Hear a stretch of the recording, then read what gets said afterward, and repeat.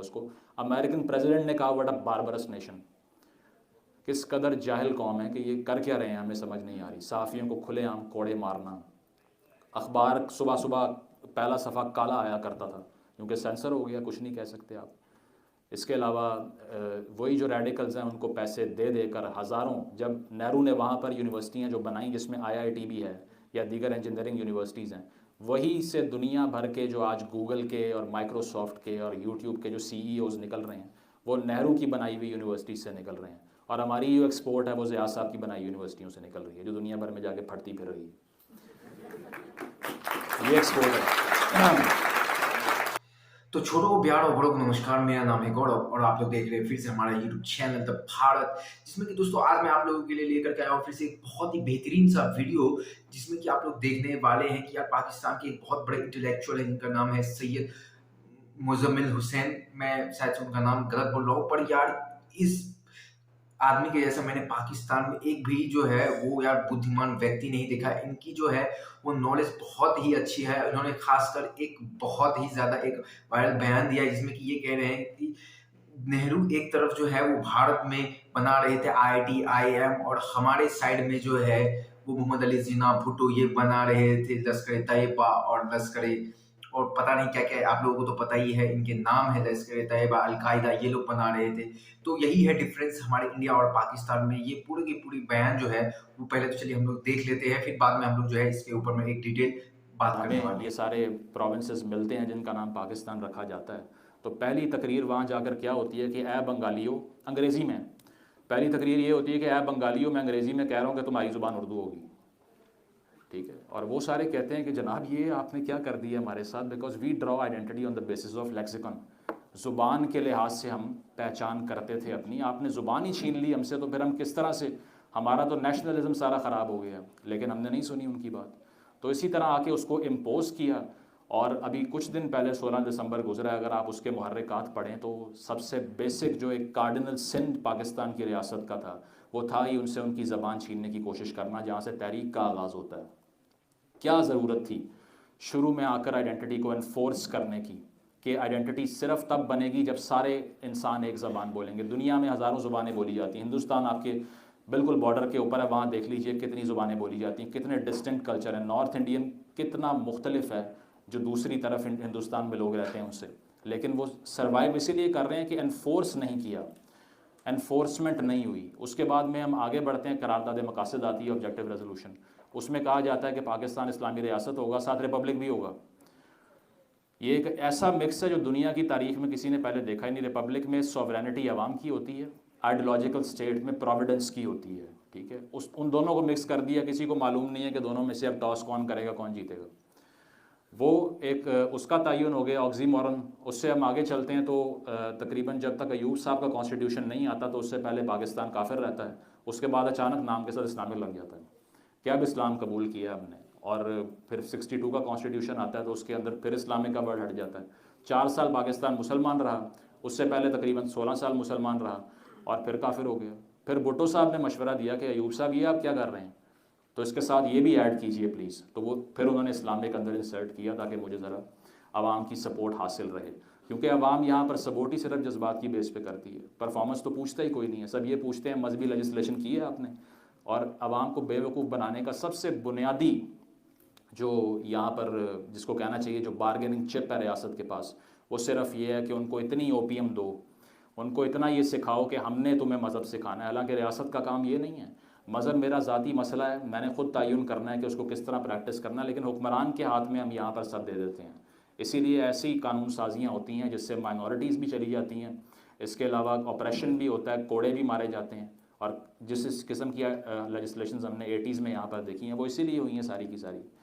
इसमें अगर देखा जाए तो बलूचिस्तान को मैं बड़ा एडमायर करूँगा कि मैंने जितनी तारीख़ पढ़ी है, सिर्फ बलोच की जो तारीख़ है, जो बलोच रियासत की तारीख़ है, सिर्फ वो एक ऐसी कौम है जो कभी भी जिसके सामने ये चूरन नहीं बिक सका। They never bought this.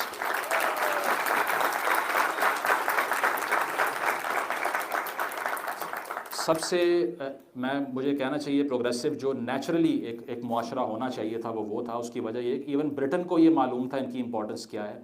आपको पता है कि उस टाइम के ऊपर जो प्रिंसली स्टेट्स थी उसमें इम्पोर्टेंस जो थी वो गन सैल्यूट्स के लिहाज, जो अभी 21 तोपों की सलामी हम सुनते हैं या 22 तोपों की सलामी सुनते हैं, तो ये ब्रिटिश ट्रेडिशन थी असल में कि जिस रियासत की जितनी अहमियत है उसको इतनी गन का सैल्यूट दिया जाएगा उसके प्रिंस को या लीडर को।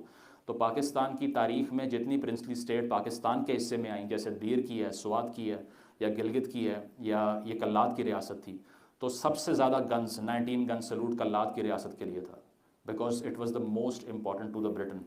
और वहाँ पर जो प्रिंसली टेबल हुआ करती थी जो ब्रिटिश एम्पायर की, जिस पे सारे महाराजा और राजा और बैठते थे लीडरान, उसमें दूसरा नंबर खान कल्लात का था।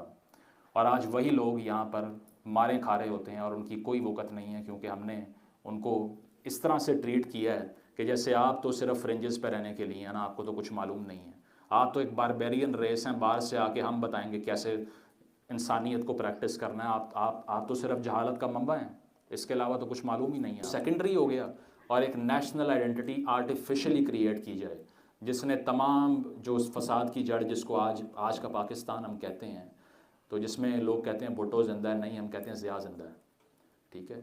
इसके अलावा जना साहब का नहीं, ज़िया साहब का पाकिस्तान है, क्योंकि वो रॉट जो सारा है उसकी बुनियाद डालने वाले वही इंसान थे जिन्होंने इस एथनिक जो क्लेंजिंग है या फिर जो फ़िरका वाराना फसादात हैं उसकी बुनियाद रखी, और उसमें कानून शहादत हो या दीगर ऑर्डिनेंसेस हो। एक इतना इन्फेमस केस हुआ कि एक ऐसी खातून जो नाबीना है उसका रेप हुआ और वो प्रोड्यूस नहीं कर पाई एविडेंस कोई, उस पर जना का पर्चा करके जेल में डाल दिया उसको।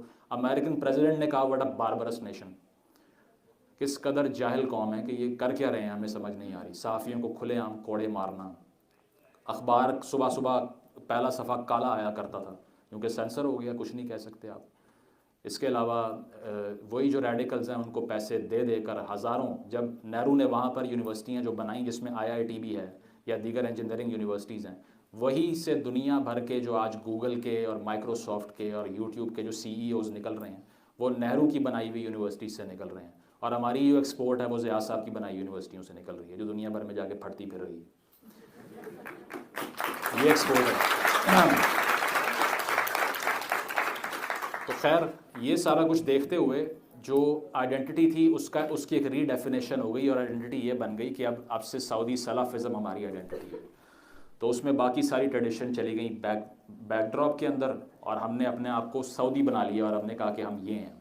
बाकी सारे मुसलमान ममालिक में जो मेजॉरिटी थी, जो प्रैक्टिसिंग भी थे, वो अपनी एथनिसिटी को भी इंटैक्ट रखते थे, क्योंकि शनाख्त जो है उसकी मल्टीपल लेयर्स होती हैं। सिर्फ फेथ भी एक पार्ट होता है शनाख्त का, लेकिन अगर आपसे कोई पूछता है कि आप कौन हैं, तो पहले आप कहेंगे मुसलमान, उसके बाद पाकिस्तानी, फिर पश्तून भी कह सकते हैं, बलोच भी कह सकते हैं। इससे मुराद ये है कि आपकी मुख्तलिफ और सेवरल आइडेंटिटीज़ हो सकती हैं। रियासत ने कहा नहीं हो सकती, सिर्फ एक रखनी है, बाकी सबको भूल जाओ, पाकिस्तानी बनो, सबको एक अच्छा पाकिस्तानी होना चाहिए।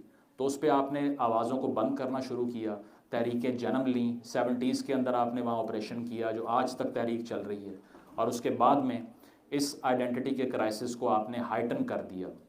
और उससे सबसे बड़ा जो जुल्म किया वो ये किया कि आपकी जो 7000 साल की तारीख़ है इंडस वैली सिविलाइजेशन की, जो पहले लोग समझते थे 5000 की, अभी मॉडर्न रिसर्च आई है कि one of the most ancient civilisations in the history of mankind, जहाँ हम बैठे हुए हैं, सिंध तास की जो तारीख़ है, जो दरियाए सिंध की जो सिविलाइजेशन है वो है, और हमने उसको डिसओन कर दिया।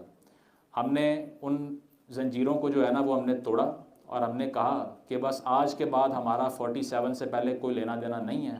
एक नई कौम उठ गई है कहाँ से, और इसकी कोई रूट नहीं है, इसकी कोई हिस्ट्री आपने रीलोकेट नहीं करनी हिंदुस्तान के अंदर या किसी और जगह पे।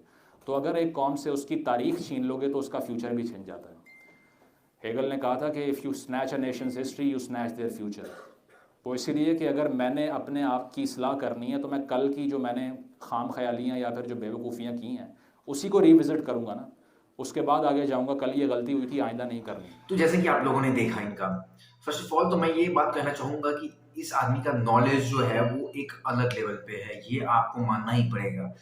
ये बहुत ही ज़्यादा एक इंटेलेक्चुअल आदमी है, और इनका जो हर एक बात था जिसमें कि आप फैक्ट ढूंढ सकते हैं, हर एक बात में पाकिस्तान का जो मेन आप बोलेंगे नींव ही डाला गया गलत। पाकिस्तान तो इन्होंने बना लिया पर इनको पता ही नहीं था। जी हाँ दोस्तों, 1947 में जब पाकिस्तान बन गया तो हमारे यहाँ पे जो द टाइम्स ऑफ इंडिया है उन्होंने एक कार्टून छापा था जिसमें कि मोहम्मद अली जिन्ना और पाकिस्तान के जो टॉप के जो लीडर्स थे उस टाइम के मुस्लिम लीग के, उनको दिखाया गया था कि we got what we want but we don't know what to do with this।